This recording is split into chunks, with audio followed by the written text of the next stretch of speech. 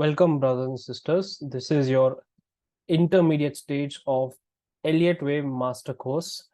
This is your part 1. इस part में क्या जानेंगे हम? इस पार्ट में हम पढ़ेंगे आपके सब वेव थियरी के बारे में। सब वेव मतलब वेव के अंदर का वेव। अगर आपने बिगिनर स्टेज किया है तो आपको पता ही होगा कि एक वेव के अंदर काफी सारे वेव्स हो सकते हैं, है ना। तो हर वेव को पहचानना कैसा है हमने सीख लिया है ऑलरेडी बिगिनर स्टेज में। पिछले वाला जो स्टेज है, अगर आपने नहीं पता, आपको स्टिल नहीं पता कि कैसे पकड़ते हैं, क्या कैसे समझते हैं कि कौन सा वेव चल रहा है, उसको आप एक बार पढ़ लीजिए वापस। जो बिगिनर स्टेज है उसको वापस एक बार आप पढ़ लीजिए, है ना। इस वेव में क्या करने वाला है, इस स्टेज में, इंटरमीडिएट स्टेज जो है, इसमें हम पहचानने की जगह, हमको ऑलरेडी पता है कि पहचान कैसे सकते हैं हम ABC 1 2 3 4 5, है ना। तो इस बार हम कैलकुलेट कैसे कर सकते हैं। अगर हमको पहले से ही पता कि यहाँ पे अगर वेव 2 आ रहा है मार्केट में, तो ये बड़ा सा हम वेव 3 पकड़ सकते हैं क्या, है ना। एक तो 3-4% का मूव मार्केट में, क्या हम पहले से ही जान सकते हैं कि हाँ भाई ये मार्केट यहाँ तक जा सकता है। तो ये बहुत जरूरी है हमको समझना। और वेव 1 अगर खत्म हो गया, वेव 2 खत्म हो गया, ये वेव 2 कहाँ तक जा सकता है, अगर हमको ये पहले से पता है तो अच्छा रहेगा हम वेव 3 पकड़ना। अब वेव 4 कहाँ तक जा सकता है, इसकी कैलकुलेशन क्या है, इसको पहचानना कैसे, ये कहाँ तक जा सकता है, इसके उसूल क्या है, ये हमने ऑलरेडी बिगिनर पार्ट में खत्म कर लिया है। और ये कहाँ तक जा सकता है, अगर हमने ये पहचान लिया कि ये वेव यहाँ तक ही जा सकता है, हमको पता है एक आखिरी वेव 5 आने वाला है, इसके बाद एक लंबा करेक्शन या मंदी आने वाली है मार्केट में, है ना। तो इस सब पहचानने के लिए, अगर अब मैं आपको कहूँ कि ये पूरा का पूरा एक ही वेव है, ये पूरा का पूरा एक ही वेव है, इसके अंदर सपोज ये एक ही है, एक नंबर फर्स्ट वेव है, ये बड़े टाइम फ्रेम में, हफ्ते या मंथली या वीकली चार्ट का सिर्फ एक ही फर्स्ट वेव है, इसके बाद ये दूसरा है, वेव 2 है। इसके बाद एक बहुत बड़ा वेव स्टार्ट होने वाला है जो तेजी कर सकता है।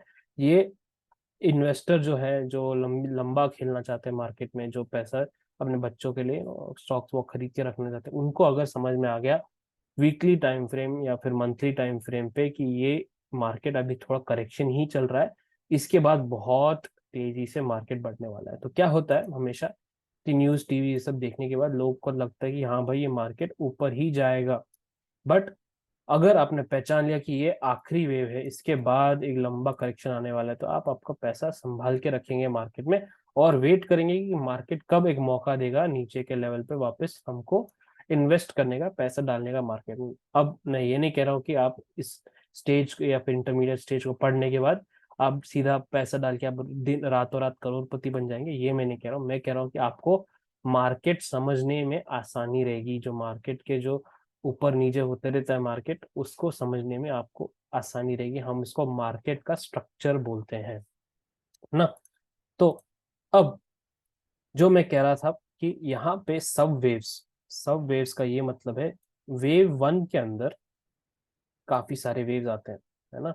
वेव 2 के अंदर हमको पता है ये करेक्शन है, करेक्शंस कैसे आते हैं, ABC में।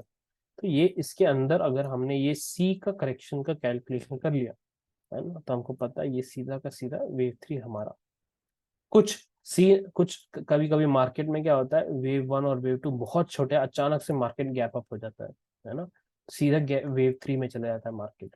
तो ये सब हम सीखेंगे, उससे पहले कैलकुलेट करना कैसे, पहचानना हमको पता है, तो हमको जब भी हमको एक वेव बनने जा रही है तो उसका क्या क्या बन सकता है, अगर हमको पहले से ही याद रहे, है ना, पहले से ही याद है कि ये सब हो सकता है मार्केट में, तो हम तैयार रहेंगे मार्केट में। हमेशा हम तैयार रहेंगे कि हाँ भाई ये बन सकता है मार्केट में। सपोज यहाँ पे वेव 1 बनने वाला है मार्केट में, एक नया शुरुआत होने वाली है वेव 1 की, हमको पता है ये एक इम्पल्स बना सकता है या फिर डायगोनल। इस डायगोनल को हम क्या बोलते हैं, लीडिंग डायगोनल, है ना। इस डायगोनल को हम लीडिंग डायगोनल बोलते हैं। नाउ वेव 1 हो गया, वेव 2 हो गया आपका। वेव 2 क्या क्या तरीके के स्ट्रक्चर बना सकते हैं, एबीसी। एबीसी के 3 तरीके हैं। ये है एबीसी फ्लैट, नॉर्मल एबीसी पहला वाला। फिर आता है एबीसी फ्लैट जिसमें आपका आता है रेगुलर, रेगुलर और एक्सपैंडेड। ये सब आपने ऑलरेडी बिगिनर स्टेज में पढ़ लिया है ना। ये सब आपने बिगिनर स्टेज में ऑलरेडी पढ़ लिया है। और इसमें हम इसको कैसे कैलकुलेट करना है, कैलकुलेट कैसे करते हैं, हर एक तरीका आपको समझ में आ जाएगा इस इंटरमीडिएट स्टेज के दौरान। इस स्टेज के बाद आपको किसी की जरूरत, किसी की हेल्प नहीं पड़ेगी। हाँ, आप जरूर जो YouTube वीडियोस है, जो मार्केट के एनालिसिस है, जो मैं डेली डालते रहता हूँ या हफ्ते में एक बार डालता हूँ, उसको एक बार जरूर देखिएगा। आपकी नॉलेज जो आप खुद पढ़ रहे हैं, है ना, जो आप सपोज आप आज निफ्टी या बैंक निफ्टी में एनालिसिस कर रहे हैं इस पार्ट का, सपोज इम्पल्स का या फिर एंडिंग डायगोनल का या फिर कोई भी पार्ट, उसमें मैं आपको हमेशा बताते रहूंगा कि हाँ भाई ये हो सकता है, यहाँ पे ये ऐसा हो सकता है। तो आपको खुद समझ में आ जाएगा, आपकी सीखने की जर्नी जो है ना, जो वो तेजी हो जाएगी थोड़ी। आपको किसी को सब्सक्रिप्शन देना नहीं पड़ेगा, किसी को कोर्स खरीदना नहीं पड़ेगा, ये सब आप खुद ही कर सकते हो। मार्केट का पूरा हिसाब किताब आप खुद निकाल सकते हो। ओके, तो ये हो गया आपका पूरा का पूरा पॉसिबिलिटीज जो हो सकता है हर वेव में, जो मैंने इसको लिखा है यहाँ पे।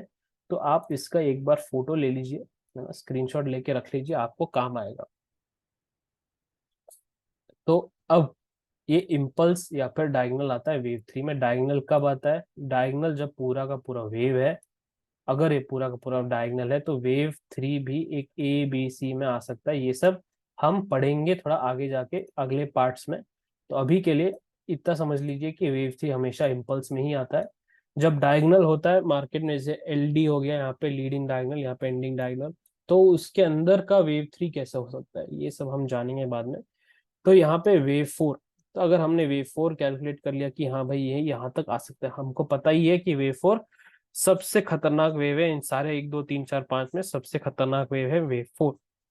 इसको हमने समझ गया है, समझ में पहचान में आई है कि हाँ भाई वेव फोर बनने वाला है मार्केट में। तो यहाँ पे 3.3 खत्म हो गया, मतलब वेव थ्री के अंदर का थर्ड है ये, तीसरा, है ना। तो वेव 3.3 हो गया है, तो वेव 3.3 कहते हैं इसको वैसे।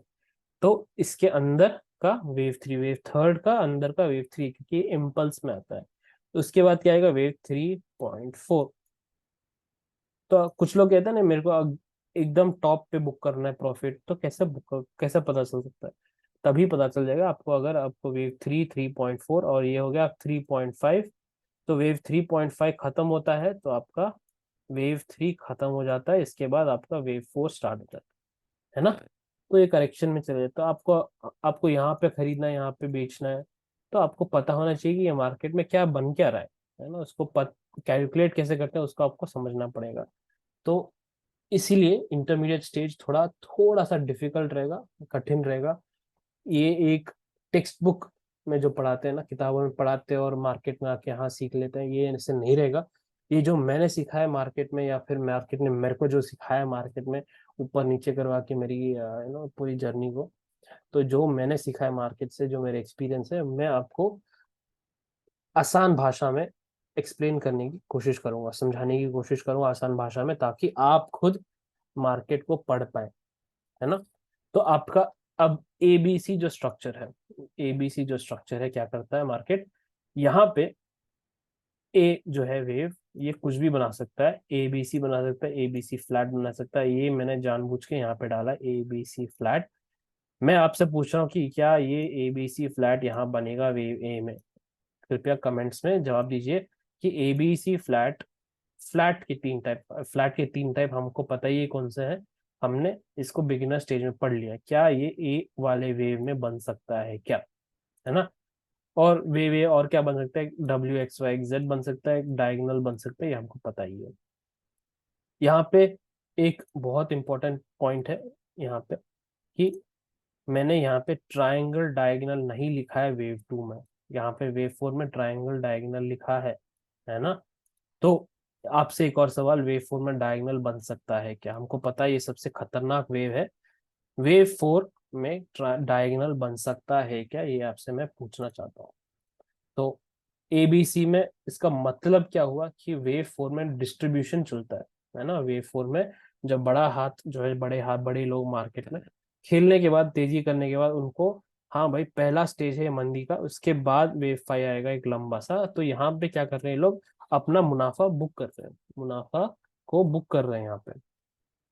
तो इसके बाद इसके बाद एक लास्ट अप मूव आता है, उसके बाद एक बड़ा करेक्शन आता है मार्केट में, ये हमको पता है। तो ये वेव 4 में कुछ भी बन सकता है।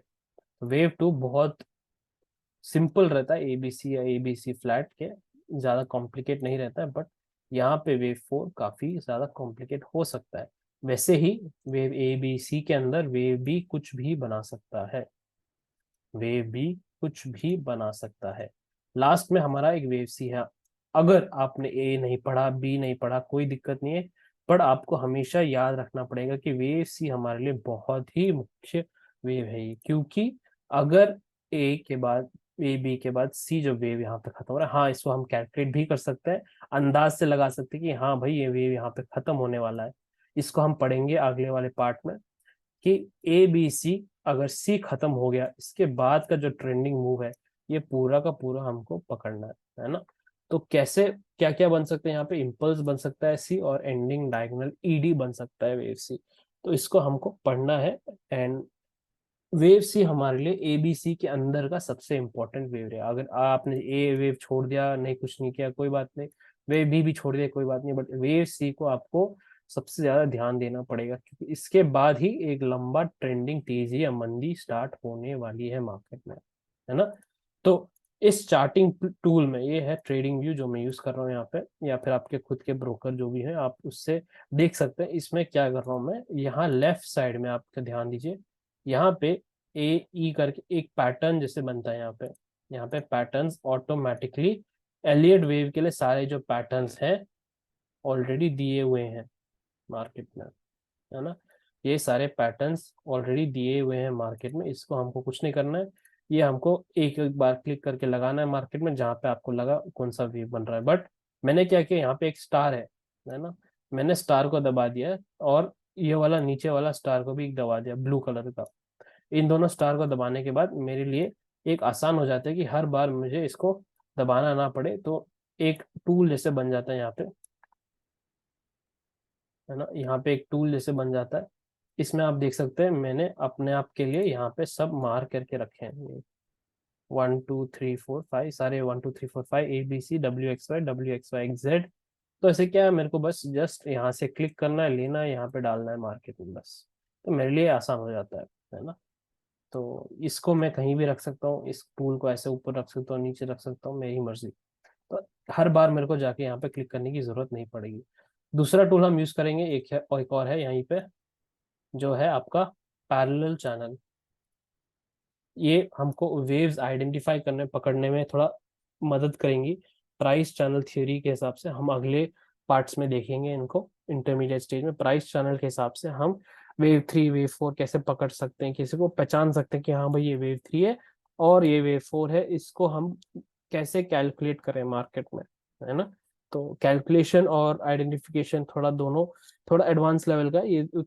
एडवांस स्टेज में तो अलग ही है, हम तो इंडिकेटर डाल के ही डायरेक्टली पढ़ सकते हैं कि हमको पहले से ही पता चल जाता कि यहाँ पे हाँ भाई वेव 4 बनने वाला है, या वेव 4 बन चुका है, अगला वेव 5 ही बनेगा। ये हमको इंडिकेटर के हिसाब से, और फिर कुछ टाइम टाइम के टूल्स हैं जो टाइम एनालिसिस कहते हैं, कुछ लोग गैन बुलाते हैं, कुछ लोग एस्ट्रो बोलते हैं।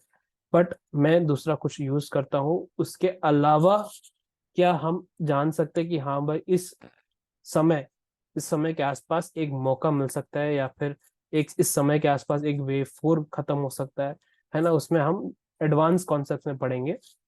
पर अभी के लिए इंटरमीडिएट स्टेज में आपको ये पता होना चाहिए कि हम वेव्स को कैलकुलेट कैसे करते हैं, है ना।